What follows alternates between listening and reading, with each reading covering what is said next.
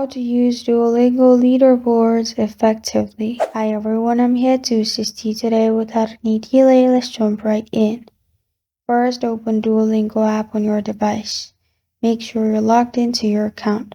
Now, to see Leaderboard, click on the third option at the bottom. After you click on the third option at the bottom, here you'll find the leaderboard.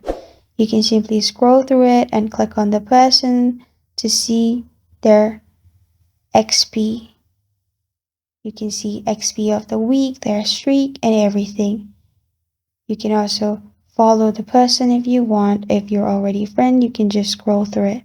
And if you want to use effectively, what you can do is click on the treasure-like icon at the bottom.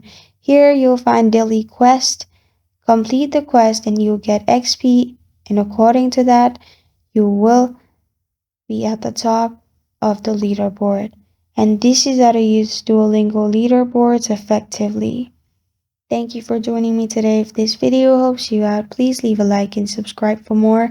Got a question or want to suggest a topic? Comment below. Thank you for watching.